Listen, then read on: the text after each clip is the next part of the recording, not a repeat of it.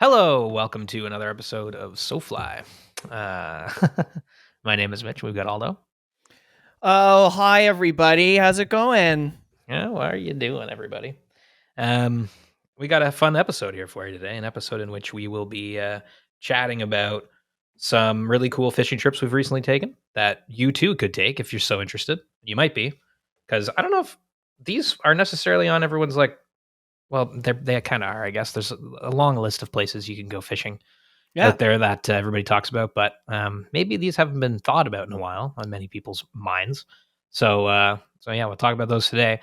But before we get into the fishing trips we've recently taken and talking a little bit more about, just a little bit of a catch up, SoFly variety hour, if you will. Yeah.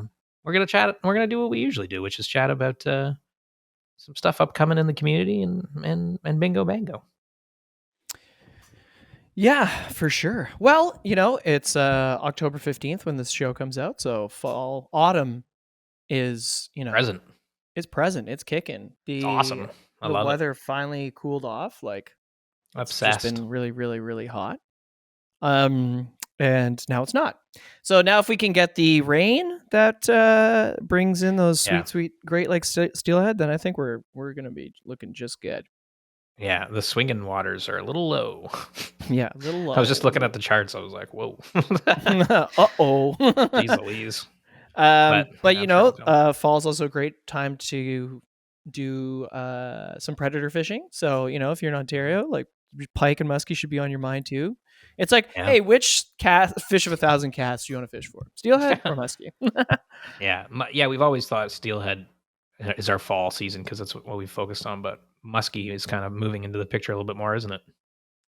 For um, us, yeah, I think so. I mean, we think love so. pike fishing so much. I mean, I know it's a lot different, but all I'm saying is, predator fishing is Yeah, close to our heart. yeah, for sure. And we have such a good fishery here for muskie, so maybe Yeah, it is do something it. we should explore. And now we have Get after kayaks it. and boats and all that stuff. So, Yeah, for sure. Yeah.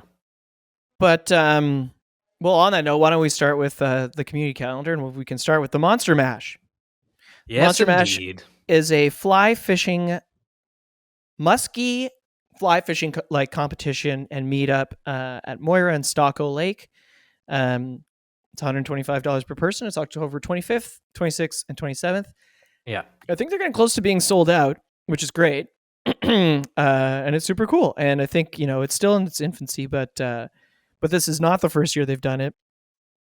And they're going to keep doing it. And I think that's really cool. And they've got like a whole whack of sponsors, which is cool. And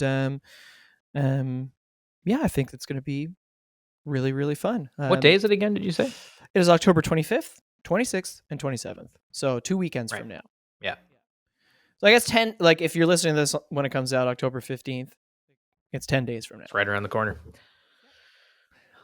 Which is really, really, really cool. And then if you go to ottawaflyfishers.ca, it looks like they've got their fall event calendar up. Hell yeah. With a bunch of cool things. October 15th, the Ottawa River Keeper is going to join them to talk about the state of the Ottawa River and the health of the species within it. Nice. That's always interesting. It's a big, mysterious river. Yeah. It's kind of scary. It is kind of scary. It's a big river. It's a big river. So that's cool. Check that out if you're in the Ottawa area. And also they've got some wicked things coming up in November, December, and January. And of course they have fly tying every month as well. So that's cool. If you look at driftoutfitters.com and go to their events page, it's big time education season right now. But I would like to highlight one thing, and that is our good pal Nick Kuchmek, aka Salmographer on Instagram, is doing a backcountry brook trout fly tying event in the shop on October 30th at 6:15. So it's a tie along. So he's going to teach you to tie some flies for backcountry brook trout, which is super fun. Yeah. And then there's a whole host of other it's a great things tire. Like there's lots of there's spay casting schools, there's fly fishing classes, there's other fly tying classes coming shortage. up, but we're just we love Nick, so yeah, absolutely, we love drift. So I think that's really pretty much it. We don't really have any events coming up, but like Well, like him, like him. Like I like him. Yeah, me too. Yeah. Oh yeah. I actually was just fishing. Well, it's one of the things we're going to talk about. I was just fishing with Yeah. him the other day. Yeah, we're gonna chat about that for sure. Yeah, but I'm pretty stoked to get into this episode because Mitch just got back from Scotland, and I've got a lot of questions, buddy, about your Yeah, salmon fishing day, yeah. and then we're gonna chat about my trip to Oregon Oregon, and we're just gonna and chat Muskie about Day. it's a little chat, it's a little SoFly I want to hear about fall your check Muskie in. Day. Yeah, your Muskie Day with Matt and Nick. Yep. And then we'll kind of round things out with a little daydreaming. But what's to come here with steelhead season right around the corner? And the cold weather day is upon us. It's the burr seasons, as they're saying on TikTok, and I'm warm and toasty. Really? This That's is a thing? SoFly, and you're listening to imagine just like some crazy. Hey baby, sign I off hear thing. the blues are calling. Yeah, I'm on TikTok. I keep getting these posts that are like, "Oh, it's the burr. We're into the burr month, September or October, November. It's cold too. You're saying burr, I and thought it's it was great. like burr. It was I think it's a bit burr of both. cold in here. There's Yeah, I'm all got about to it, be man. some And I love it in the because we get the toques going. atmosphere. We get the beans out here, the LL beans going, and Wow. steelhead and pumpkins. What can go wrong? I love it. Steelhead and pumpkin spice lattes. What can go wrong? Yeah, I also just wanted to mention real quickly. This is going to be the last episode we're going to be mentioning Muskoka Brewery's Veer. And I just want to say thanks to them for the summer sponsorship. Obviously, we've done work with them off and on for years now. Like we've done events at their Muskoka rocks brewery, and they've supported our events. And this was just another thing that we worked on, and it was fun working with them all summer long. So thanks, Muskoka, and I hope y'all got to try some of their beers because they're still awesome. And yeah, Muskoka beers, I love them. Oh yeah, and now that they have the non-alcoholic line, you can tread lightly. Enjoy that too if you're not really drinking, and they have a whole whack of seltzers too if you can't drink beer or don't want to drink beer. Tread Lightly is one of my favorite beers. Really? I love it. It's delicious. And the Veers were amazing. The Veers were great this summer. So they kind of replaced refreshing. soda water for me on the boat. Yeah, that's a good way to look at it. It's a good point. The lime lager was amazing. Anyways, you guys check that out. Yes, of course. We're not going to be maybe seeing as much Veer right now because we're running low on our stocks, but very good, very delicious. So yeah, thanks for that. I thought you were about to say, oh, really quick before we go, this is actually going to be the last episode of SoFly. I was like, is this how I find out? I'm like, sorry, I got a job in Australia. See you. The time change is going to be too weird. Unless it goes SoFly down under. What? Stay tuned for that. Imagine coming up. SoFly. That'd actually be kind of sick. That'd be so sick, dude. Okay, well, is that it? Is that all we have for the front half here? I think so. Yeah, it's just I don't think I'm going to be able to make the Monster Mash, unfortunately. Yeah. But because I didn't know about it in time and I have to work. But yeah, and it's in Tweed. It's like just outside of Tweed, right? Yeah, it's in on that lake there. Yeah. So I can't make it, unfortunately, even though the organizers have been reaching out to us. For us to come. So I just want to say a big thanks to them for the invite. Of course, we really appreciate the invite, and just unfortunately, work life has stopped us from being able to go this year. But next year, we want to be involved in a big way. Yeah, that'd be cool to do something like do a whole podcast there. We could we should do like podcast coverage of the whole thing and like go around on a little boat and just like annoy people, they would love just that. Interview them halfway through their day. They're like, how's it going? You catch anything? They're like, no. And we're like, why not? Yeah. The post-game interviews and stuff. Yeah. That'd be kind of fun. My God. Like, set it up like a... we won't be annoying. We'll do grill people. We'll do it in a cool way. It won't be annoying. Yeah. Next year. But anyways. Okay. Let's get into the main section of the show. We got a lot to talk about right after these words. Okay. Where should we start? I mean, geez, we haven't really, me and you haven't like chatted in like weeks, kind of. Like, of course we have through text, but like this is kind of the first time. And that's why I hit record right away so that we could chat fresh on the air versus, we could have like a real authentic catch up. I haven't seen you, dude, since before, I don't know. Like COVID, bro. Like, fuck. I haven't seen you since like the middle of September or something. Yeah, some crazy thing like that. I don't know. Because, you went away to Oregon. Mm-hmm. I went to Scotland. Now we're here. So we got a lot to talk about. Obviously, maybe we start with Oregon because we do a chronological thing. Okay. Because I don't know. Why don't we just do it that way? I really want to hear all about Oregon because we talked a little bit about it when you got back, and I was like, Hmm. dang, that sounds like maybe that's the trip I want to do next. You know what I mean? Like, and that kind of got me thinking about It this was episode. surprising. Yeah, It because was I'm definitely like, surprising. the places we're going to talk about today aren't by any means not on people's radar. Like, they're iconic places to fish. Yeah. But when you ask someone where do you want to go fishing, the typical answers are there's always kind of the same thing, right? Like Patagonia, or I want to go do maybe Montana, or like they're kind of these pretty typical things.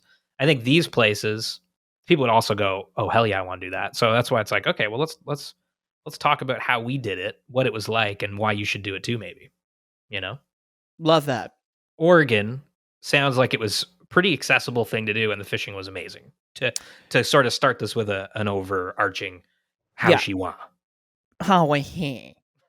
So, yeah, again, I think at the last episode, the tail end of the episode, we kind of quickly mentioned that we were, graciously invited again by the Reddington team to join them for some product testing, this time in Oregon.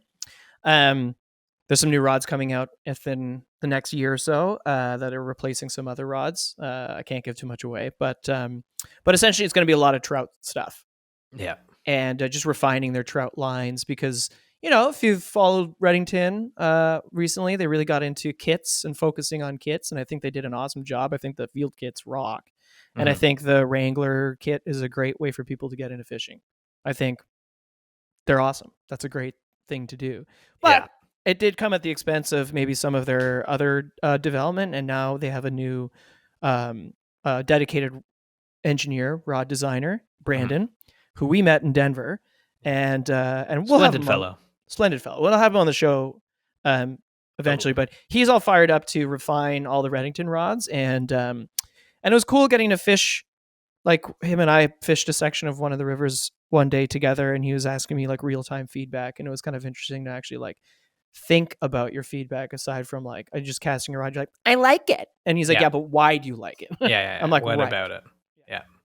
So we were in central, I guess what's known as Central Oregon.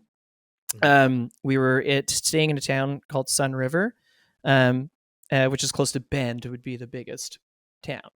Yeah. And Bend, Oregon. Dude, it is. There are a What's lot Bend, of Oregon like? There are a lot of beautiful places in the world, man, and this is just another one of them. Yeah. And I don't mean just. It's like spectacular. Like Right. Oregon, for me, you think of the Pacific Northwest. You, of course, think of these lush, rainforesty, pine, big trees. Big trees, redwoods, the coast. But, Central Oregon or Inland Oregon is like, man, it's basically a desert.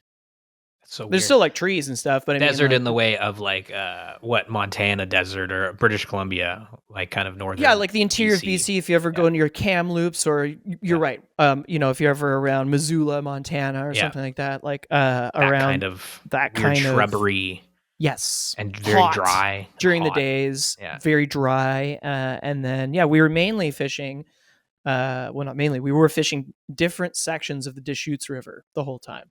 Right. Which, of course, like you said, the Deschutes River is no secret to anybody, but I think for most people, the Deschutes means steelhead. Yeah. But we were fishing some of the headwaters or upstream and doing a lot of resident trout because, as I mentioned, we were testing trout rods. Yeah. And I was just like blown away. So I was with it was with a bunch of other Reddington team members, and one of them being Demisha, and I traveled to Toronto from Oregon, which of course, leaving from Toronto, we always mention is relatively pretty easy for everybody. We had one quick connection in Salt Lake City. Amazing airport, Salt Lake City, by the way. Love it. And then we got in at night. So and so we didn't see any of the surroundings. But when we woke up, we were like where our Airbnb was, like basically in the middle of a redwood forest. And That's it was cool. like, for people here in Ontario, it was a lot like Blue Mountain or Collingwood or Tremblant or something. It felt like where we were staying was like, I don't know, like like a, I don't know how to put that. That kind of like lodgy vibe. Yeah, like a ski lodge, except for, I Like mean, there were definitely Canmore? ski hills around us, and there were golf courses around us, and of course, Mhm. there's a lot of fly fishing around us. So everybody there was doing something like that, or Yeah, they're yeah, yeah. mountain biking or Right, it something. has that recreational vibe in the air, Yes. which Yeah. feels good because, everyone around you is happy. You know what I Yeah, mean? It's like everyone's everybody pretty here's in a stoked. good mood because it's like, yeah. So it was easy to get there. Like you got on a plane and you did the thing where you got there at night, so you didn't necessarily see the surroundings, and then you woke up and saw it. I Yeah. love that. I So love when that we shit flew happens. into It's Redmond. the You could best. fly into Bend or Redmond. Yeah. They're all kind of like, and where we were in Sun River, they're all kind of like half an hour from each other, Right. driving wise. And Yeah. so we, it just so happened that the flights worked out that everybody flew into Redmond, like all 10 Mhm. of us flew into Redmond. And Ethan from Reddington was kind enough to pick us all up, Yeah. And and we were just like in this giant house. So it was like me, Casey, David Gravett, Brandon, and Mhm. Joe and Ethan and Clay from Farbank. Joe is a reel designer. Yeah. If you enjoy any of Reddington or Sage's reels, you can thank Joe, Yeah, that's cool. That's which is pretty really cool, cool. Yeah. And then, but yeah, we woke up, and the first day we were going to be fishing the canyon section of the Upper Deschutes Okay. for trout. But Yeah. they have those, much like my hat is suggesting, if you're watching on YouTube, those red band Rainbows. rainbows. And man, they Red are. band rainbows, and I guess they're named that way because they have quite the Oh, color. they're Uh, really, really striking. yeah. Yeah. I'm just gonna Google it too, actually here. Yeah, they're super, super red on the side, right? Like really vibrant. Oh yeah, yeah, yeah. These Yeah, guys and with they the big have spots. and their par marks Yeah, sometimes stay with beautiful. them. Yeah, So neat. so neat. So you guys started. So you got to the room, started fishing for that, and did you find the populations were good? Yeah, so we were fishing. I mean, obviously there was like 12 of us, so we had to split up. Yeah. And but man, when we drove in, we drove through this. Yeah, we drove through this Yeah, beautiful. whole canyon. Um, Okay. we drove through this whole canyon section, and like you drove down into the canyon. So again, Yeah. like our Airbnb, you wake up, you're in the forest, but then as you Yeah. drive, it's like the trees kind of go away and is replaced by that kind Right. of like wild westy.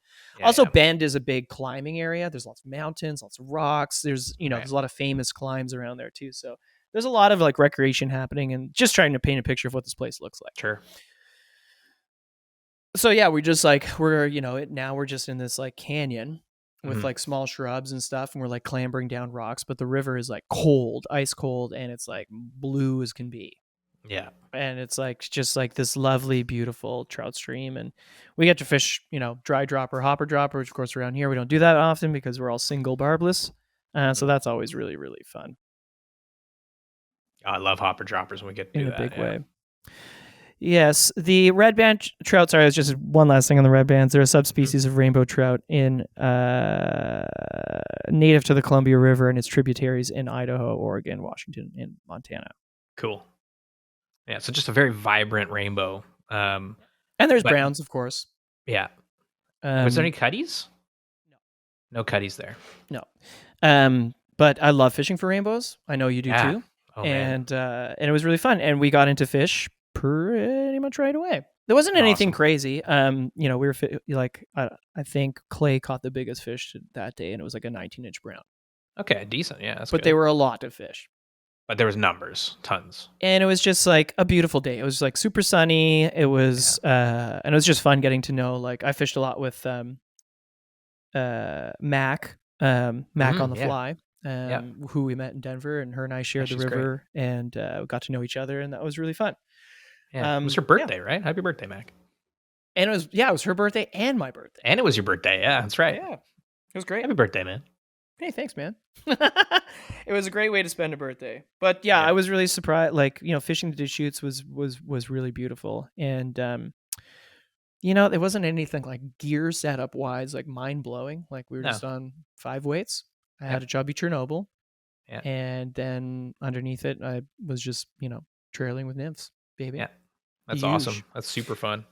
And actually catching lots of fish. That's nice. Getting good numbers, because It's just I didn't really trout fish that much this year, to be honest, like yeah, at all, really. yeah, So it was actually, I was really stoked to be resident trout fishing. yeah, It yeah, was fun. Then we did the lower day shoots for steelhead the next day, yeah. which was a considerable drive from our Airbnb. So we got And up at like 3:30 in the morning because potentially a Casey was terrible like, "You mistake. got what?" Terrible mistake, potentially. Yes, potentially. Casey's like, "We've got to be on the river like at first light," and Right. I was like, and they're like, "Well, it's a 2.5 hour drive." I was like, "Okay." Yeah. And then we Like it saw all. steelhead. Like I saw them. Oh, okay. Like I spotted a few, but Yeah. yeah, no, we didn't. Didn't We get didn't into get it. any. But it was kind of fun. We had everybody swinging flies, and then we switched once the sun came down the canyon. But again, there's just like it was this impossibly beautiful place where I Yeah. felt like I was fishing on Mars. Yeah, yeah, yeah. And we Yeah. were swinging. It's actually really interesting. The fish, I guess, average smaller there, Okay. and the flies that we were using, like what I'm kind of used to from learning from not just Great Lakes stuff, but like all the guests we've had from the Pacific Northwest. Yeah. We weren't fishing those big, like we weren't fishing like big intruders or whatever. We weren't fishing Skagit. We were all on Scandi setups. Yeah. Yeah. So light setups, light tips, if any, and then really small flies, smaller flies, like almost Huh. like Atlantic salmon-y looking type flies. Really interesting. Was the water like low and clear? It was definitely clear, but it wasn't low. Like the river's huge where we were. I wonder why they opt to fish the smaller flies versus the bigger flies with steelhead there. I wonder Yeah, I think they just that's what they're they what they consistently have take more. on, Yeah. and so that's what they use. So yeah, we were, Clay and Casey go there a lot, and Yeah. so we were fishing with them. Obviously, nobody got a take, and then we switched to resident trout once the sun, because we're like, dude, the canyon walls are huge. They're like, Right. I Like don't cliffs. know, like a fucking 20-story building, like, and you're in Yeah. this valley, and as this, you can see the sun creep down the canyon walls, and then once it does, it was like insanely hot. Oh man. But the water's frigid, Yeah. Yeah. which is really kind of a trip, Yeah. Yeah. and then we switched to resident trout, but honestly, that didn't go very well. Right. For anybody, and so then we left, Yeah. which was fun. Well, yeah, I mean, you're there. It was kind of like, let's go try and get a steelhead, but the steelhead game, and that's like the time you guys were there.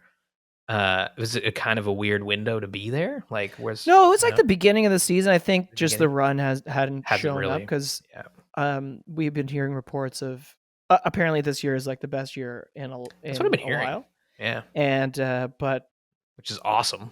which is great. Yeah. But obviously, when we were there weren't that many fish in the river, or they hadn't entered the river, or at Yeah. least Then gotten that come in. far up the river yet. So that's fine. It's all Way good. she goes. But then Then you the guys next- went to the next day. You went to a lake, right? That's right. Yeah, and that was super fun. Yeah, this place sounds amazing. So what's the deal with this lake? Okay, so the lake is part of the headwater system of the Deschutes. It was Okay. actually flooded some time ago, Mhm. but you can like the path of the Deschutes still goes through it, or like you can Right. Yeah, like you can sense see where the river would. the river was, because you're boating over what used to be the forest. That's right. That's so weird. So it is weird. Like the Yeah. water was really, really clear. So it's just like you're just looking down onto the Just old trees. forest, Yeah. which was weird. I used to So remember much like structure. watching Bob Azumi, and when he was in like Mexico fishing for largies in those flooded estuaries, Yeah. he'd be like right beside a full tree. Yeah. You're like, wow, that's just so cool. It's the coolest looking thing ever. And that's kind of what we were doing, except for trout. Yeah. Big, That's big, wild. big rainbows. Yeah. Big stillwater fishing. Big rainbow stillwater fishing. Yeah, and I had stillwater fishing. I haven't stillwater fishing in a while. Yeah. Yeah. But we were using David. I was sharing a boat with David from Very Good Fly Fishing, and we've mentioned it a couple times on the cast before, but like I just went back to like the Bing Retreat brand. Yeah. I think that's the last place I did stillwater rainbow trout fishing. And it was like the Bing Retreat is I don't know if it exists anymore, but it's in It was heaven. It was a little lake outside of Ottawa. Yeah, it's on Horseshoe Lake, which Friggin' place looked rocked. exactly like a horseshoe, and it was small. So if you had a little kick float tube, you could do a couple laps of the lake just in a float tube. Yeah. And it was and awesome. you pay the guy like whatever $100 a day, and you could just go fish rainbows all day. And he stocked this thing himself, owned the entire lake, had 3 cottages on it. You could rent the cottages too. It was awesome. so sick. And there's like no trout anywhere around us, so we would go there. You know, we were kids. That's the place I caught my first rainbow. That rocked, man. That place was awesome. It was for sale like years ago for like $750 bucks, 750 grand. And at the time when you're 20, you're like, Jesus Christ, that's insane. But then when you realize that, you see what you're happened like, to the real estate market, yeah. But also just like if you actually thought about it, you're like, well, 750 grand for a private lake, 3 cottages, and like I think 2 out cabins. I was like, actually, it's pretty amazing, great. Amazing. The BingRetreat.com. Sorry, I'm getting sidetracked. I'm gonna have to. I know. I'm on the website too. Yeah.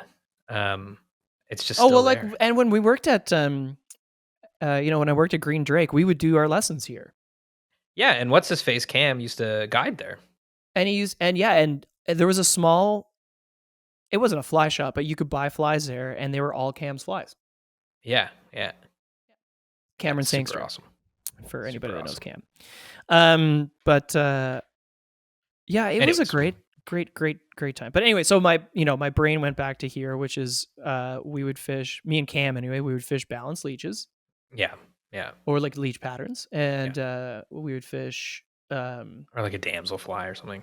Yeah, damselfly, balanced leech kind of thing. And then we would underneath that we would usually do a scud, some sort of scud pattern. And then that's how we would fish. Yeah. So that's what I did there. We were talking to the guy who ran the lake, and he said there aren't any scuds. So instead of a scud, I just put on a midge, like a Kurana mid. Yep. So yeah, it was like point fly was the leech.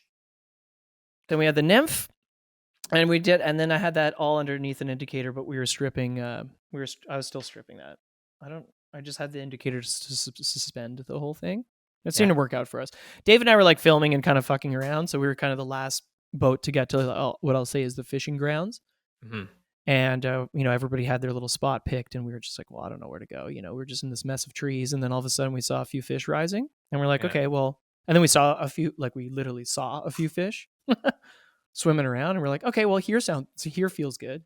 And then basically every time we'd see, because when trout rise in lakes, it's not like obviously a river where they're holding in place and feeding and then going back to their lie. They're kind of like foraging around and, but so normally my advice would be, because Dave was casting right at the rise, right? And I'm like, well, you don't really want to do that. You have to kind of anticipate where the next one's going to be, because they're kind of swimming and eating, right? So it's like if you see a rise, then you see a rise again, let's say to the right of it, then you can kind of presume that they're going one way. Right. Anyway, whatever. Long story short, this was not the case at all. You saw a fish rising, you cast it to it, it ate every time.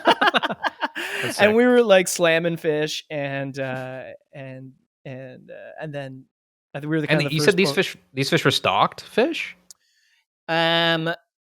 Yeah. Like maybe at some point stocked kind of thing? Maybe at some point, but they had naturalized a and while they're there. ago, They're bigger. There's also kokanee salmon in landlocked kokanee salmon. Whoa, that's crazy. What? Mm-hmm. You see any? Yeah, we saw a pod of them. Whoa. Did you cast it? Yeah, of course. We didn't. Yeah. Nothing happened yet. It was cool though. Like the day started, it was really calm. It was another gorgeous day. And you're in this you're in this lake that's just surrounded by mountains. Yeah. And crystal blue water. Yeah. It was just calm waters, nice little boat, a buddy, and just fish everywhere that are eating. Mm-hmm. Yep.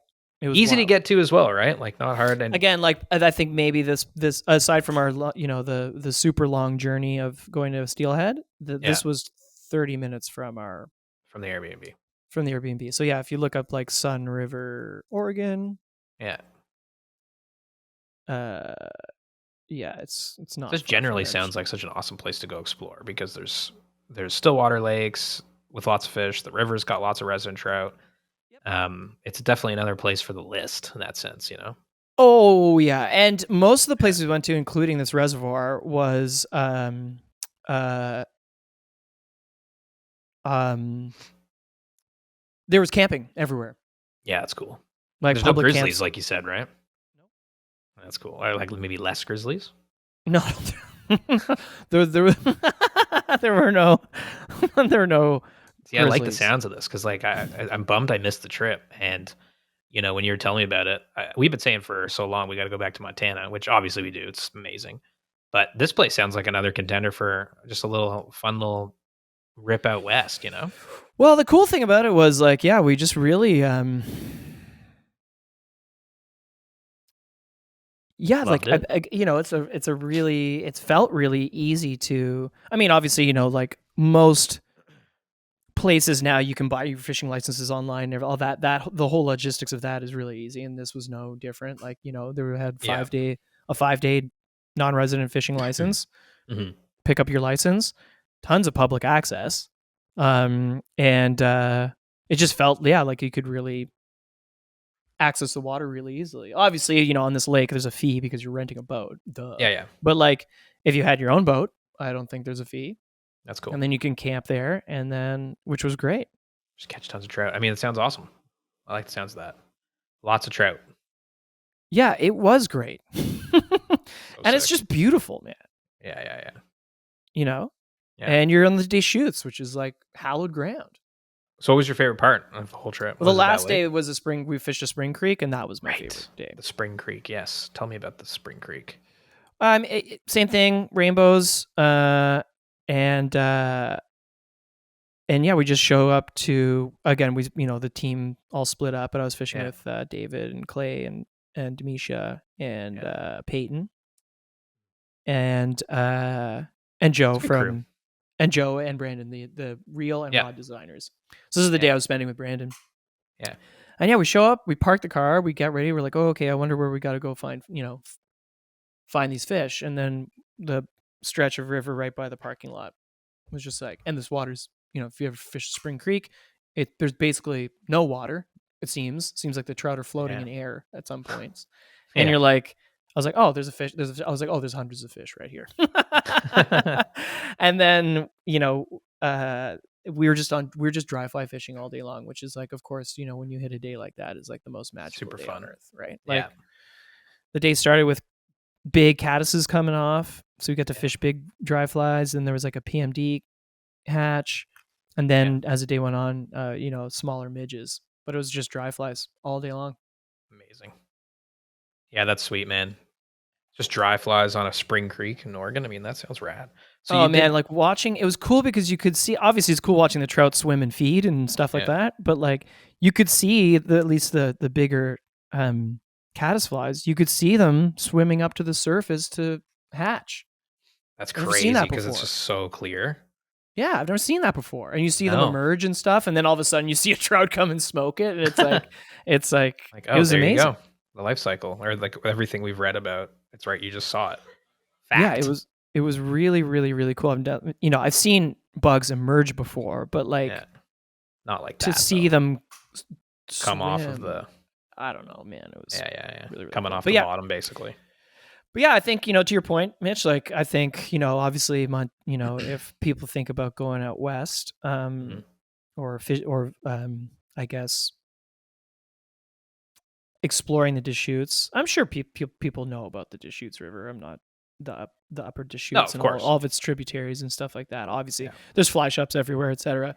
But Yeah. it is a really like it's a beautiful area. You can obviously fish for different types of trout in different types of ways. You can fish in canyons, you can fish spring creeks, you can Yeah. fish lakes, you can go steelheading. Like Yeah. it's pretty cool. And again, for people from Toronto, like it was like what, a 4-5 hour flight, It's not bad. That's not bad. one layover. That's the thing, man. That's what I'm saying. Like, it's like, yeah, we've all heard of it, but like, I've not like anytime I've asked someone where would you want to go, no one's ever said the Deschutes because it's just there's so many cool places to go, and it's like maybe we should think about going to Oregon. Like, I mean, like I said, there's so many places, but this could be another place to if you're thinking about doing a cool trout trip. Look into this. Stillwater, the Deschutes itself, and then the Spring Creek thing. which I know that was private water though. So maybe it's a little. No, it wasn't. Uh-uh. Oh, okay. So No, you could camp there. You could like there's literally a sick. camp, right? Like just a like car Okay, camping kind of then thing. there you go. You got like it's trout heaven. Oh my You love god, yeah, and of rainbows course too. there's like the and then there's like the Columbia. There's the Columbia, there's the Klamath, there's like Yeah, yeah, of course. A whole there's bunch of other. so many places in Oregon. And if you're in Oregon, you're Yeah, just getting into probably. fly fishing, like, hey, you're in a good place. Yeah, well, that's probably the way you're gonna fly fishing. I like that. Well, I mean, it sounded like it was an awesome trip. It's cool when Reddington invites us on those things to, go test rods and hang out because everybody that goes is really nice. Sounds like a great group, It Having was. Demisha there too is pretty fun. That's awesome. Oh yeah. Other Ontario pal. Yep. David. Great. Oh Bingo yeah. bango. Bingo bango, baby. Okay, well, why don't we talk now about Scotland? Yeah. Want to do that? So yeah, I'm super curious. So why were you in Scotland? It wasn't really a fishing trip. No, not at all. So I went to Scotland recently. I just got back a few days ago actually, Mhm. and it was a family trip. So I was there with Mhm. my wife and my in-laws and my parents and my aunt and uncle, and we were just Wow. going back to The whole fam. the whole fam. Yeah, we devised this. We came up with this plan over. I think it was Christmas last year. We're like, wouldn't that be so fun? Drinking cocktails. Yeah, let's do it. And we all bought tickets and we did. Oh, that's And then awesome. yeah, and it was fun because Steph, my wife, did her master's in Glasgow, so she lived there for a year, and we went, of course, there in 2019 for a vacation. So we like it there, and it's You fun. got But engaged I there. got engaged there in Oban. So yeah, we've always wanted to go back, and when I was there last time, I didn't fish, and of course, Scotland. If you know anything about Scotland and fly fishing, it's pretty awesome fly fishing place for a couple of reasons. One, in a lot of ways, it's where fly fishing has come from, the UK. Like a lot of the fly fishing that you read about and hear about in all the old days, comes from there. Spay fishing certainly does, where I was fishing in Scotland on the rivers there, and brown trout are from Scotland. They were exported to the world. Very cool as well. But there's a lot of other things that I learned about Scotland that we'll touch on. Um, and so yeah, I really wanted to go fly fishing there. And the thing I wanted to go for was Atlantic salmon on Yeah. these big rivers, these Spey rivers. So for me, it was either going to be the Spey River itself, I was trying to get onto, or the Tweed or the Tay. Those three rivers I was really interested in.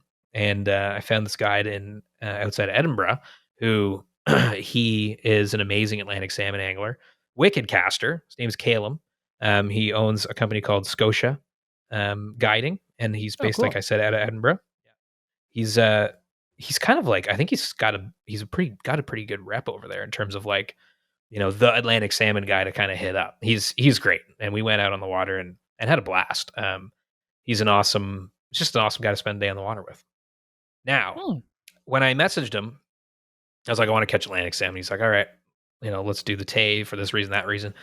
Scotland's got the beat system, right? So these salmon rivers, if you want to fish them, you basically have to pay your way onto the river because it's all owned by people. People own the river, the beats. It's all private water. So, guides will be able to, help you get onto that beat, a beat you need and whatever. And also Caleb knows which beat's fishing best and blah blah blah. So he's Right. like, let's go do this beat, whatever. It was this much money. So yeah, the beat system thing's interesting. Then what I learned about Scotland was outside of, well, actually it's funny because Yilma was in Scotland at the same time as me. And he was like, we were like, dude, go fishing. Like, he's like, okay. And then he sent us pictures from his day fishing pike. We're like, what are you fishing pike for? You're in friggin' Scotland. You're fishing pike. We have pike here. And he's like, I just didn't have enough time to get what it was a beat permit. Like you didn't have enough time to get on a beat. Oh, Like I got you. All they right. were all sold out basically, right? So Um, how far ago did you book yours? oh, I messaged Caleb in like February of this year. Okay. So almost a year ago, really. Okay. Um, and I don't know if you need to do it quite that far out, but It definitely helps. Probably, yeah, because his slots will fill, right? And you can't just go. You gotta organize payment with the beat, people that own the beat, and get out there and make sure that there's even a slot. Caleb himself, like as an angler in Scotland, only got a handful of salmon days to go fishing himself for Atlantic salmon because he has to buy those. It's like a tag system for hunting here. You have to buy your slot and if you ever give it up, it's really hard to get it back, type of thing. So it's like Okay. every year he buys these tags for the beats, basically. So yeah, it's an interesting system. I know it's in other parts of the world as well. It was like that in South Africa when we fish rainbows, similar kind of thing. But um, yeah, pretty cool. Now, what I learned though is because I was like, wow, that feels really, I don't know, inaccessible in a way. Um, it is and it isn't, because there's other opportunities in Scotland too. So there's really good brown trout fishing in the locks and in the rivers, and there's grayling too, which is really cool. And That's I was cool. like, dang, I kind of want to catch a grayling, but it's like, no, I got to try to catch a salmon. I got to put all my attention into doing that. Well, and you Um, love you're a I love spay guy. swinging, love Yeah. swinging, and it's always a dream ever since I got into fly fishing. So 20 years ago to swing one of these rivers, just to stand in it and get to swing it and be in that environment. Very cool experience. I never caught an Atlantic salmon before, so it'd be like, dang, if my first Atlantic salmon's Scottish Atlantic salmon, that'd be really cool. Uh, Long story short, that doesn't happen. I do not catch an Atlantic salmon, but I'll talk about that in a bit. Um, Kalen was also saying, because yeah, Yilma was there and he went pike fishing. They're trying to make pike a bigger kind of fishery because they have really great pike fishing. Right. And of course, that makes fly fishing in Scotland even more accessible because now your season's wider. You're not just going after kind of difficult, temperamental, strange fish like Atlantic salmon. You don't need beats and stuff. You can just go fish the lakes, and you can get really nice 40-inch plus fish in Scotland, Yep. which is cool. So that's what Yilma did, which is funny. Um, and it looked, I mean, honestly, fishing pike in Scotland would be really cool because you're in Scotland and it's a really beautiful place. The Highlands have insane mountains, and they don't look like anywhere else on earth. It's a very majestic place. You've got castles in the background and you're casting a pike. Be very cool. But anyways, so I head to the train station. Kalen picks me up. We go to this beat, and my first impressions of the place, I was like, because I still didn't really fully understand how it all worked. Um, Beautiful ground. So he pulls up. There's this little cabin. There's a guy there whose job it is to basically just attend to the grounds, cut the grass, get people coffees. They're called a Mm. gilly, and they're hired by like the landowner. So Right. it's The awesome. gilly. Guy's in like a tweed suit, super nice guy. He's just like, yo, like our age, and he's just like, "You want a coffee?" I'm like, "Yeah." I'm like, I'm not 100% sure this guy is. Later, I I asked Gail, I'm like, "So what is Andy? Is he just like hanging out?" It's like, "No, he's a gilly. Like their jobs to." I'm like, "That is a sick job. Like every beat, and it beats, it can be different lengths. I think this one was like maybe a few miles kind of thing. Every beat's got a gilly that's just looking after the beat and making sure people aren't poaching, and helping out That's guests, and awesome. so cool. I was like, dang, okay. Yeah, they're like the river keeper. But then Yeah. they're also like a kind of a customer service person that just help you have a good time. And makes you coffee. It was so sick. I was like, what? Yeah, and he's like, yo, come look at this. So I go to the porch, and this cabin overlooks, it's just like this beautiful little cabin with a wood stove and a kitchen and a bathroom. You can just kind of chill there at lunch, which is so comfortable and awesome. What a cool way to fish. Uh, he's like, look, you can see the salmon right here. So I go to the balcony, and there's this massive pool. And there's literally like every couple minutes, like a huge salmon just jumps straight out of the water, like 4 feet in the air and back down. And it's like dark colors now. They're all colored up because they've been in Yeah. there Yeah. for a while. And I'm like, what? I'm like, oh my God. Well, I already feel like my confidence is so much higher because I'm seeing fish. I'm like, Yes. they're here in the river. There are Hmm. fish in this river. That's so cool. I'm seeing them everywhere. I'm like, oh, dude, I'm for sure gonna catch something. Like if that was steelhead, it'd be crazy. Like swinging for steelhead, if there was that many fish, I was like, what I learned about Atlantic salmon is they're very strange, bizarre fish. They Yeah, they're an don't. odd fish. Nobody They knows why don't. they take flies. Nobody knows why they take a fly, and they they often won't throughout the course of an entire day, and then the next day they just will for some reason. Yeah. And there's no real rhyme or reason why. All you can really do, you need skill in order to present your fly and get in the place where the fish is. Like put it in front of their nose so that you have the chance. But then it's all in the fish's hands. It's in the fish god's hands. It's completely luck after that. Like the skill comes down to like getting your fly in the right place. Then it's Mhm. just like I hope this fish decides to eat it. It's not like, oh, I got the fly in the right place and I know it's going to eat it, like a redfish or even a steelhead, to be honest. Like a steelhead will come and eat your fly. Atlantics are like, they just won't. And I think That's what happened to me that day because Caleb was saying, yeah, we're seeing a lot of fish jumping out of the water, but he's like, dude, this is like actually not that many. Like if like last week it was like poof, poof, poof, like so many fish, and he's like, and then even that day That's so interesting. we didn't catch anything, and then the next day we caught 8, and he's like, and we didn't do anything differently. Yeah. I was like, okay, so it made me feel better because I was covering water. Yeah. I hadn't swung since like last fall, so to kind of get the cobwebs out. Yeah. Trying to fix my cast and stuff. And you got this really cool guy watching you, and you're kind of constantly fucking things up. But anyways, it was great because he's giving me pointers too. He's a great caster. Yeah. We're fishing. The other thing with Atlantic salmon I learned is the flies. So we were fishing Francis's like a A lot. classic fall pattern. Yeah, like heavy ones. Playing with different, we were basically just trying to get this thing to like skip off the bottom because Kalen was figuring these fish are going to be right on the bottom. The kind of lies we're fishing were, some of them were a couple 100 feet long, 100 feet long. Honestly, just like fishing Lower Grand when we go swing steelhead, it's pretty much the exact same thing. Like it looked similar, like the structure and everything. Like, was the water like same color as kind of the Grand, like kind of a brown tannic color, sure was clear, but it's dark. But it wasn't it's the river Spey is like dark. Like if you it was like that. If you left like an orange Pico bag in your teeth totally too long, kind of. It was like that. Yeah. It was like that. But with the Spey is, I think, in a lot of sections quite deeper than maybe where I was at. But the Tay is a pretty mean river too. Like that pool I was talking about when I first got to the cabin was like 35 feet deep.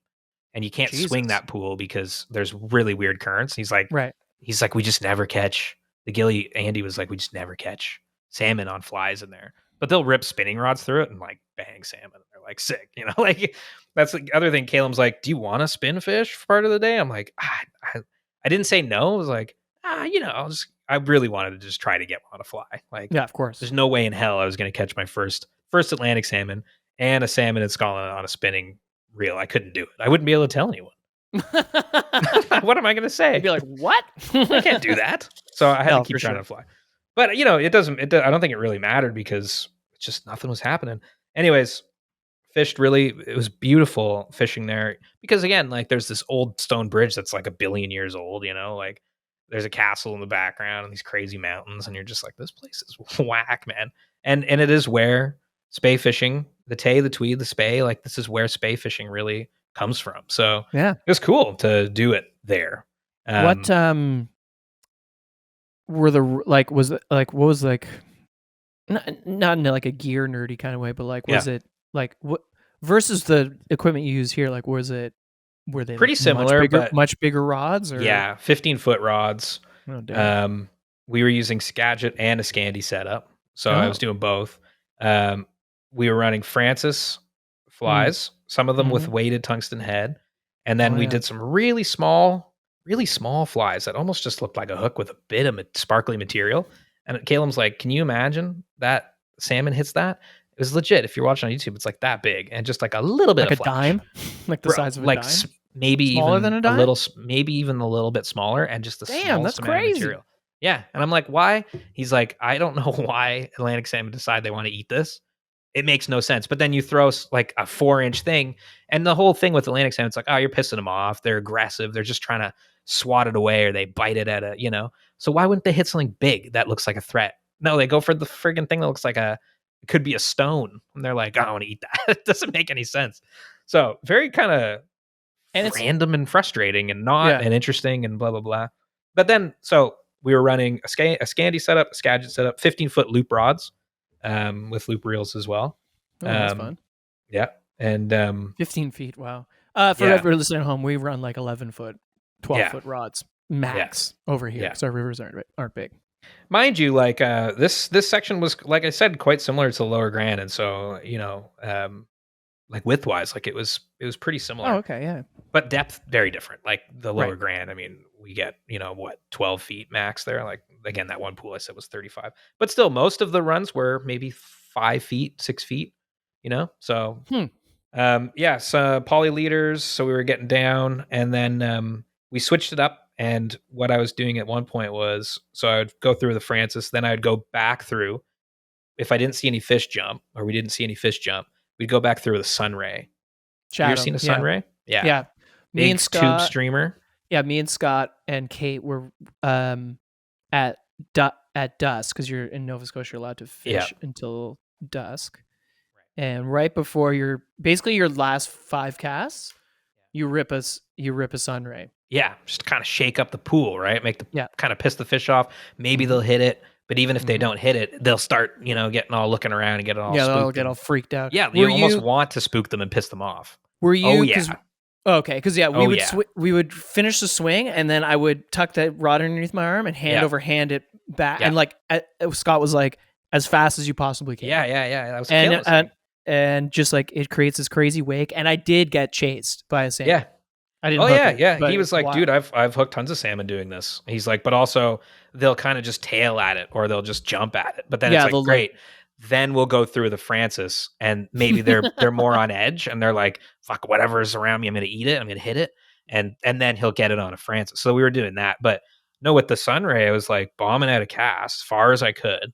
And immediately, like I'd start the belly, start the swing. As soon as the belly goes, hand over hand stripping and stripping it okay. through the swing and just trying to scare the water and scare the fish in there. And then every once in a while, I would really bomb one up like 45-degree angles upriver to give it time to kind of like sink a little, and then I would strip again, and so yeah, just kind of doing that and step through it again, work Fuck, the that's so whole cool. run, come back through with the Francis, yeah, and it felt like, dang, this is so like I'm really doing everything I can be doing right now to get a fish with my 7-8 hours I have. Like we're working, I've seen fish jump. I'm like, I know they're in here. Yeah. We're working runs multiple times, different depths with different flies, with different techniques. I'm like, God, something's gotta happen. I think at one point I got hit by a trout. And I was like, Oh. oh, and then but it was just a little brown trout jumped out at my fly because there was also browns and grayling in that river. Um, anyways, so yeah, fished the whole day and it didn't happen. But it was so cool to see the fish, learn more about Atlantic salmon fishing because it's the first time I've ever done it. Yep. I'm going to take some of those skills back now because steelhead season's starting. So I'm like getting stoked about that, thinking about swinging and switching my brain back onto that. And what I realized too is like go and do this. It's not that hard. It can be a little expensive because you have to buy like the beat permit and you should get a guide. I don't know if you have to get a guide or not. I think you do. That's something you got to look up. I got a guide because I don't know how I was going. Also, And just also like you said, you had a day, right? So I had a day. I've never fished Atlantic salmon. There's tons of reasons. I think you should get a guide and you should get Caleb because if you're also new to spay casting, he'll give you some sick pointers on spay casting. Um, Great day, super fun. Not as hard as I always imagined it would be. I right. think Yeah. sometimes when you think fishing trips, you're like, yeah, that would be cool, but like, how the hell do you even go about swinging flies on the Tay for Atlantic salmon in Scotland? You know what I mean? Like, it sounds so unattainable. It's not. Set aside a little bit of cash and just email Caleb and he'll just hook you up and you'll get out there and you'll do it. You'll be like, oh shit, that was cool. And if I had caught a salmon, man, but it was very cool to see them jump out of the water. Well, To learn dude, that about how to sounds do it. great. Rob said something recently, Rob from Drift Outfitters, that I thought Yeah. was really cool because he just did an Atlantic salmon trip. He's like, all you can do is you fish it to the best of your abilities, and the rest of it is up to the fish. Yeah, exactly. Yeah. Have you? Exactly. Do you think you fished it well? And if you think Exactly. you did, they are just this random species that, That being said, it's. I think it's also a mentality thing. Like I used to think like it's like, oh, it's just so impossible to catch these things, and then you go and you fish with people that do fish for them all the time, and they do catch them pretty consistently. It's just about kind of having all those tricks in your arsenal, like the sunray shadow thing, and like obviously Yeah, being good totally. at casting, and like So, but yeah, Yeah. I think they're just such an amazing species. It's awesome that you got to see them Oh man, it was so because yeah, cool when to they're just see them. jumping, it's freaking cool, Oh yeah, I'm dude. like, oh, Yeah, the browns, like the deep browns in these fish, because they're just so. And it'd be great to catch some like really silver bars. But even the colored ones were so cool. I was like, dang, yeah, really interesting fishery, and definitely want to go back. I want to go back, and Kalen was even talking like he wants to do something where to make a video or something about like fish in Atlantics, then do grayling, then do browns, then do pike. I'm like, brother, we got to make that happen. That Sounds would be good to so me, fun. brother. Yeah, like we go back and do that with him. He's sick, you know? Would be sick. Oh man, like some of these places you can fish in Scotland are just absurd. Like it's Oh, like the fishing pictures in you're Lord of the sending me were Rings. like, yeah, Yeah. Like some of the locks I passed, I'm like, and I looked them up later. I'm like, oh, you can fish that for, permits $20 a day or whatever. And it's in the middle of like Isle of Skye type mountains. And you're like, this is nuts, man. yeah. The And pictures even you're sending me. right through Edinburgh, there's a river, Leith, I think it's called. And I looked it up when I was walking through Dean's Village, which is like a little area in Edinburgh. And I was like, this river is so cool. Like it's this little creaky kind of thing right through crazy like Roman wall, old history. Wow. And I look it up and it's like there's brown trout and grayling. And I'm like, is it like one of those websites that like here it says there's brown trout, but there's like not. They've been dead for like decades and the government Right. just like, yeah, it's full of brown trout. And I asked Caleb, he's like, no, there's brown trout in there. And he's like, and then you could fish it. It's like $20 for a permit. And you could just go and fish it. He's like, but it's like, you're like in the city. It's like not the most pretty place. I'm like, brother, that is the coolest place to go nymphing for like brown trout in the middle of Edinburgh. I'm like, that would be such a vibe. And then I'm you like, I like should have walk to brought the my pub after. legit. Like you can Yeah. just go down and just nymph for browns in like fucking Edinburgh. Like I was like, that's so cool. It closed. The season closed the day I was there. And I didn't have my rod or anything, but I'm like, that would be fun to do. That would have been fucking sick. Well, Get I'm off the glad you river, grab went. a pint. It Yeah. sounded like a great time. You Mhm. know, the little cabin you were sending me pictures from your lunch from looked awesome. Oh man, yeah. You had like a little Callum nip made of this. scotch, did you? Yeah, he gave me some. He's like, "You want some scotch?" I'm like, "Yeah." And he's like, "Here's a venison stew." I'm like, "Dang, this is a hell of a day. It's a Is great that day." all included in the price? Yeah, yeah, So like you've got this little like essentially warming cabin where they serve yeah. you lunch. You've got The a guide. It bathroom. sounds like a pretty lovely day.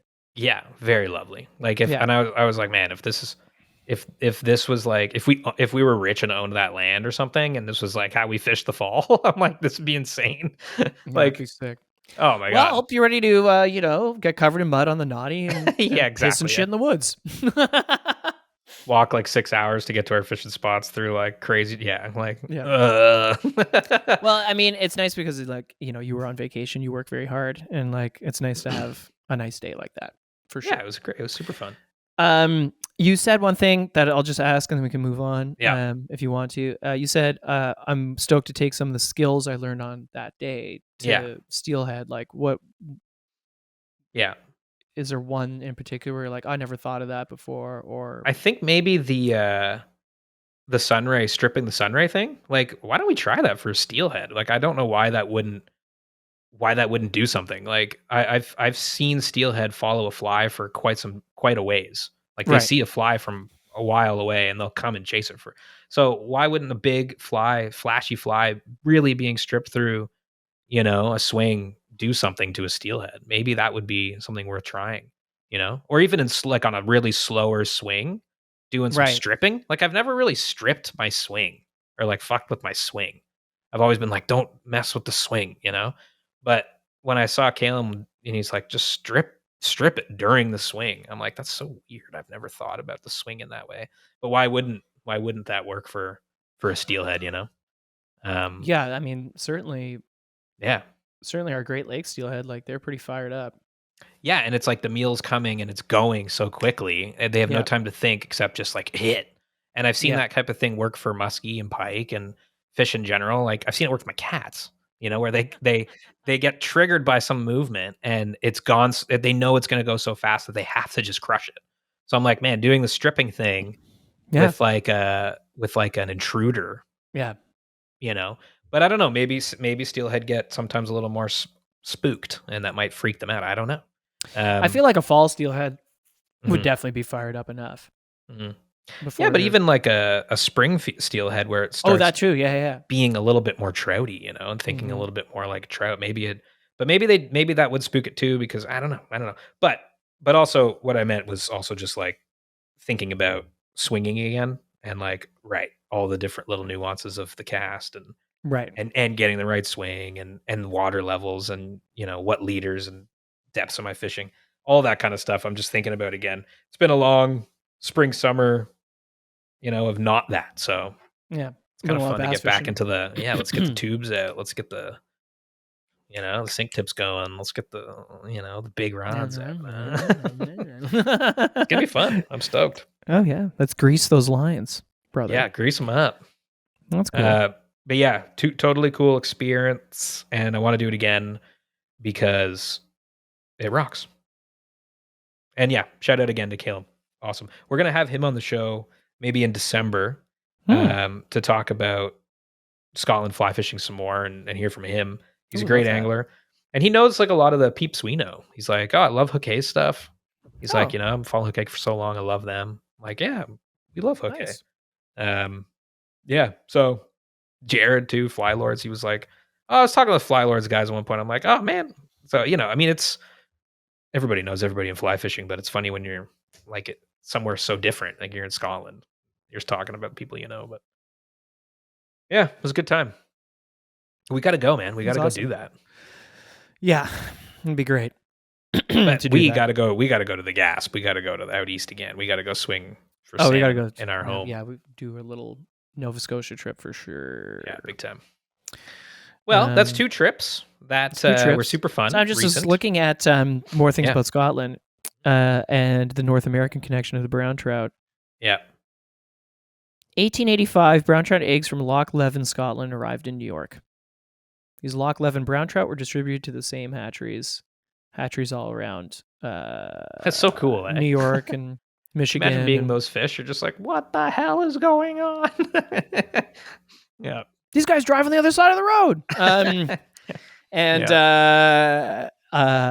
But that's so interesting that they're such a Scottish like a looking fish too, like the colors of a brown trout. You're like, of course it's Scotland, man. Like that's what Scotland looks like, like the native range of brown trout extends from northern Norway and the White Sea tributaries in Russia and the Arctic Ocean to the Atlas Mountains in North Africa.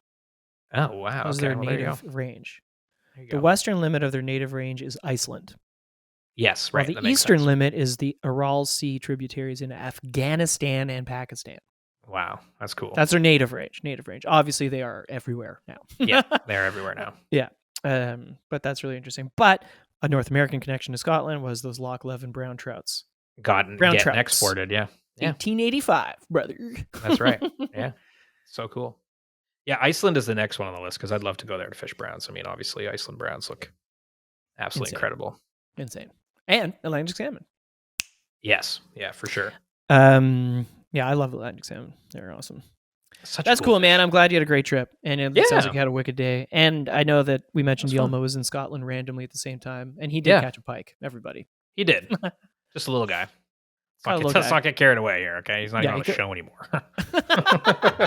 We're not going to be boasting about Yelmo's little baby fish. Yeah, nice 25-inch pike, loser. That's right. No. But he said he had a good time too. He had a great time, and he said he went to some really cool fly shops. So. I think it was a Lockheed fish that was somehow connected to Loch Ness as well. Yeah, he was near Loch Ness, yeah. Which is cool. Yeah. And you could fish Loch Ness, which would also be really fun, I think. That would be fun. Yeah. That would be cool. Ooh, spooky Halloween. Yeah. Catch Nessie. There you go. But yeah, very cool. 2 good trips. Oregon, Scotland. There you go. Nice. Look at us world traveling. Yeah, it's fun. Okay, well, I mean, we've talked about pretty much everything. We have also touched on already, like fall season is here, and we're getting ready to steelhead. We're doing a little muskie fishing. You went out muskie fishing. Why don't we talk about that day and then wrap things up? Yeah, I don't know if there's much to talk about. I was with Matt Martin, Smooth River Guiding, and Nick, Selmographer, and we had this plan for a while. Like we said, although we usually steelhead in the fall, it seems to be that the steelheading doesn't really get, at least, I don't know, I'm just saying this with no scientific background, but it seems that these past couple of years, I don't know if you feel this, Mitchie, but I feel like November is where it used to be. I would always think in fact, Thanksgiving weekend, which it is right now, Canadian Thanksgiving anyway, was usually when I started thinking like, oh yeah, maybe we should start going steelheading. Whereas like now I find that November 1st is usually when I start, when we can expect to see fish in the rivers, I guess is a better way of putting it. Yeah. So in saying that, I like muskie. It's now. now is the musky time too. So October, yeah, it was great. We went to we were in the Kawarthas, and we had a great day. Like we stayed overnight the night before so we could get an early start. Because we're all coming from different places. Matt's coming from Midland, Nick's coming from Melora, I'm coming from Toronto, and it was like that day was like it decided to be fall. It was like cool. It was like I would think like 10, 12 degrees or something, and like kind of a moody day. It was like off and on rain, sometimes sun, like lot of wind.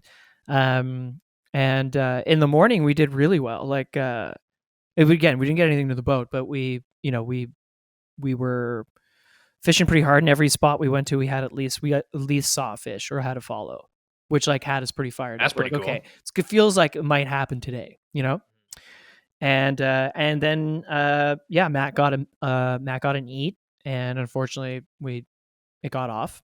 But it was a great day, It was a great day fishing muskie, and then honestly after lunch it really shut down. Like we stopped seeing fish.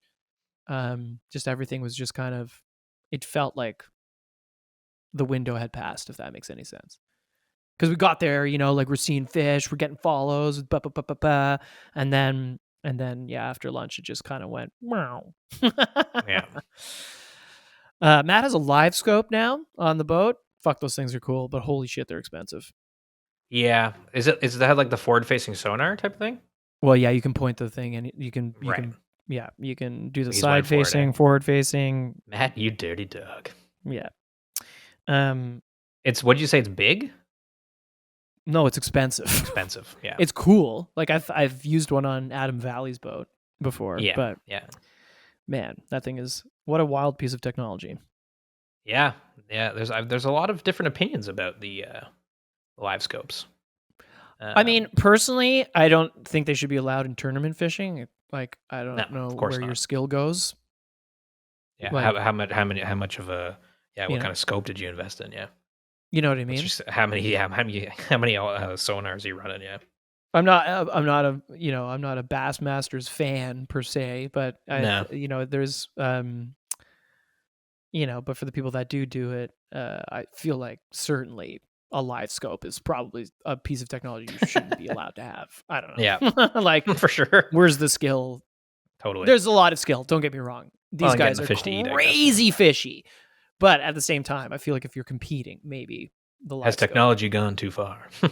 I don't know, But we had a great day. I'm glad we had the live scope, and For sure. and Yeah. because we were marking bait and stuff, and obviously that definitely helps. And I understand why a guide would have it, Absolutely. especially, Yeah. But especially And like learn so much about just especially the Matt's water that fishing he's fishing. Georgian Bay so much that it's like it's a lot of Yeah. water to figure out. Oh yeah. And Oh then, yeah. but yeah, we had a great day. We fished, all day on the 11 weight, 5 inches per second, huge. There's one thing I did want to talk about. I love Bufords now for pike. Yeah. They're just so cool. Look at this thing. It is an awesome fly.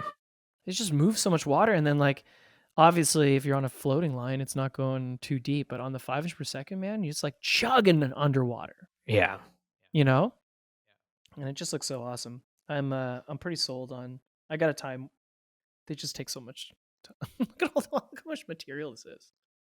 It's insane. I got a big pink and white Buford. If you're watching on YouTube. Yeah, it's so cool. Yeah, I have to spend some time tying some of these this winter for sure. Oh, Germany too. Sorry, I'm just looking at brown. You're back on the brown trout thing. Yeah. It's like, did they? I'm like, where did they?